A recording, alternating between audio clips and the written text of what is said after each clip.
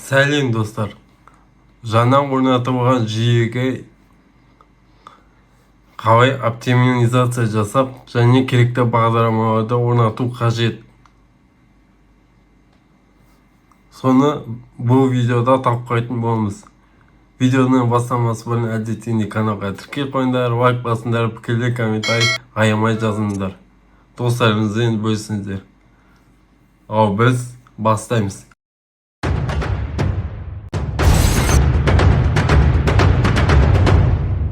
Ол үшін сіздерге интернет желісінен программаларды жүктеу қажет, немесе флешкаға арнайы бағдарламаларды жинақтау қажет. Ең бірінші істейтін затымыз ол рабочий столды кейіннен қандай да бір қолданушылар рабочий столды толтырып салмау үшін, жұмыс алаңын толтырып салмау үшін біз этот компьютерға кіреміз. Мына жерде создай папку дейміз. Оның ішіне тура рабочий стол деп жазамыз.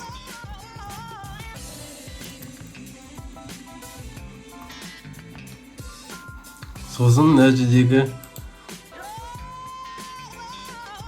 вкладкалардағы рабочий столды свойства дейміз. Расположение, переместить.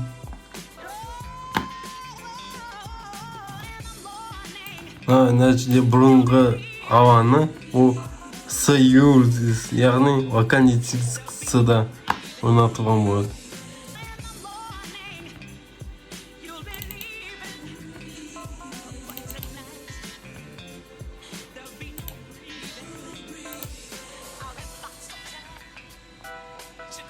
Лимит басамыз, да дейміз, окей дейміз.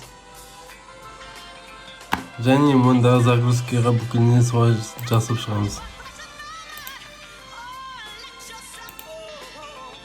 Өйткені загрузкиді көшіру әдеті ол вирустар кіріп кетпеу үшін локализацияға.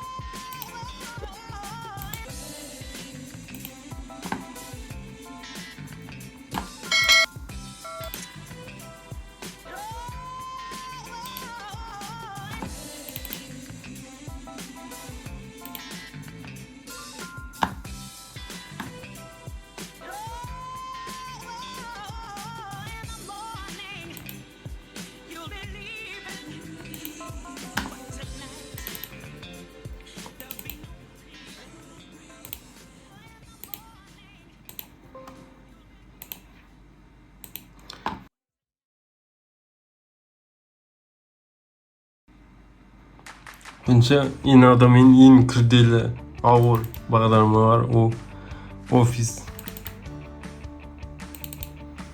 2021.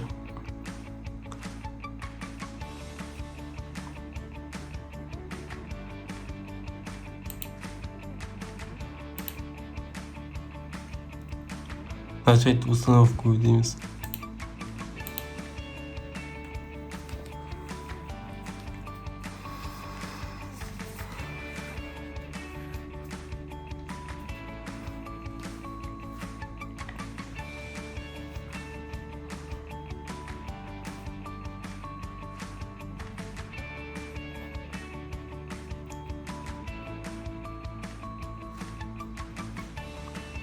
Оған шейін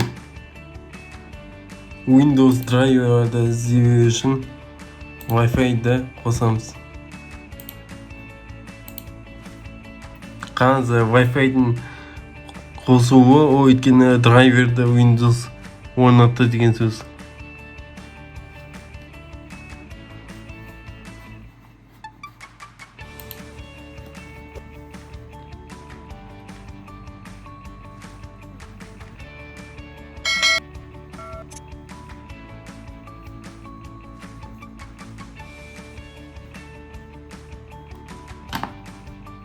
Microsoft Office орнатуды. Оны тексеру үшін біз пусқа барамыз. Все приложения. Міне Excel. Закрепить на начальном экране. Закрепить на начальном экране. Закрепить на начальном экране. Закрепить на начальном экране. Закрепить на начальном экране. Закрепить на начальном экране.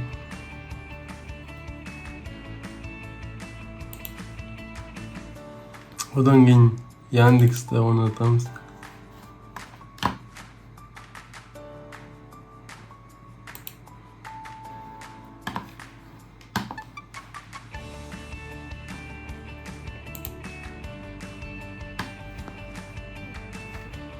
Яндекс браузері орнатуды. Утилитенің ішінде архиваторды орнатамыз. WinRAR деген. Окей. Архиватор орнатуды.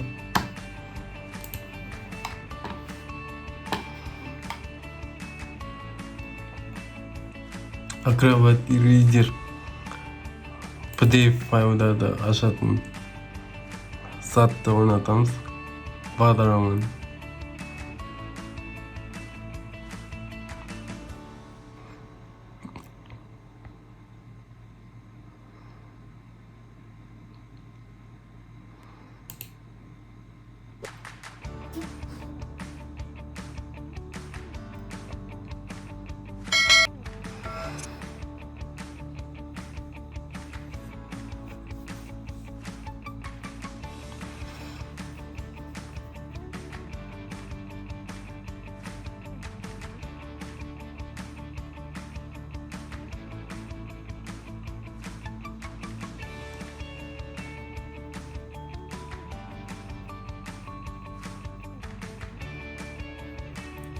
PDF форматтарды оқитын бағдарлама орнатуды.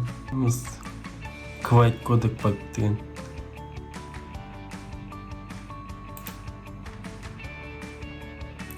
Кодектарды орнатамыз. Кез келген видеоларда оқыш.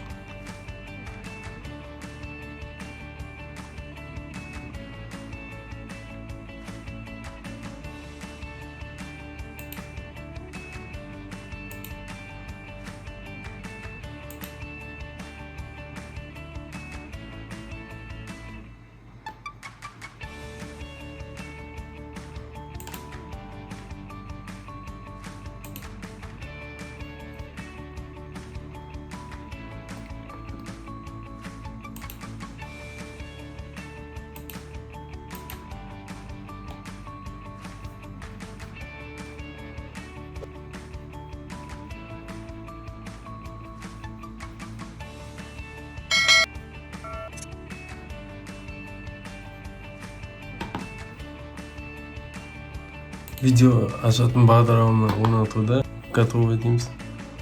Музыка ашатын бағдарламаны. По сути, негізі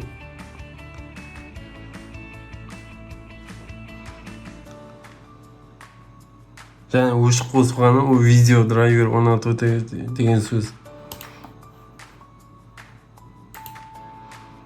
Шетен қорқатын қажет емес. Мына жерде галочкаларды алып тастаймыз. Бұл реклама бізге керек емес.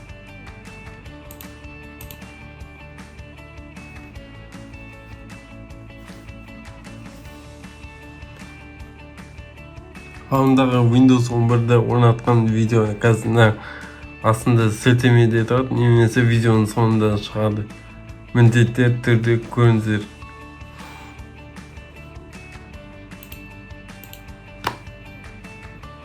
Ensware деген бағдарламаны орнатамыз. Ensware'nin сертификаттары. Ensware орнатуды. Zoom'ды орната саламыз.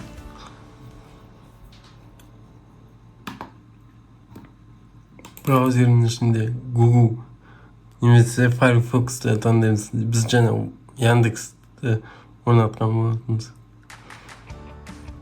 Өйткені қолданушы бұрынғы Windows 10-да отырғанда Google'да да қолданыпты, оказывается. Ренжітпей орнатсамыз.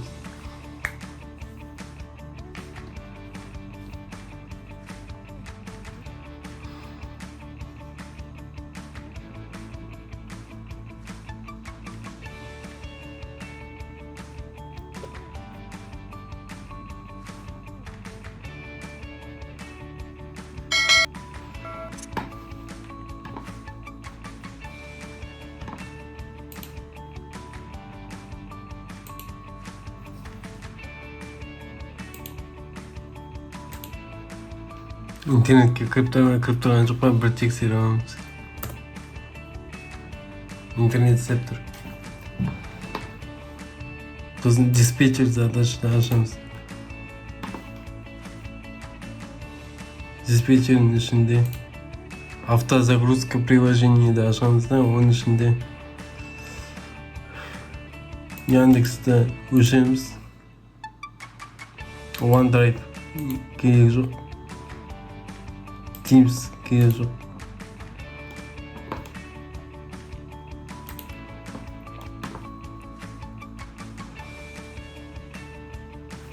Тілді қазақ тілін орнатамыз.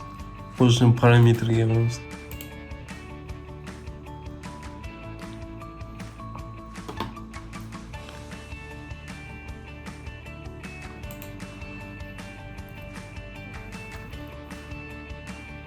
Языкты біздейміз, языковые параметры кіреміз.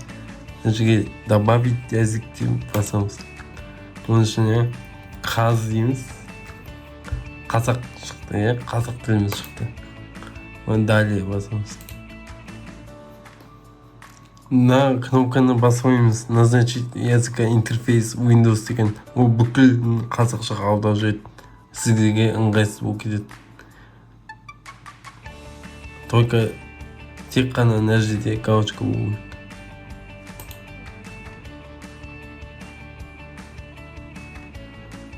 Мен қазақ тілі орнатуда. Трейда 3 тіл бар. Орыс, ағылшынша, қазақ.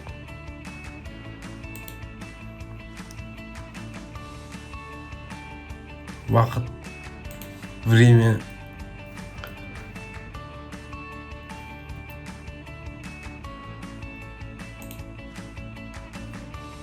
Часовой поезді Астанаға өзгертеміз.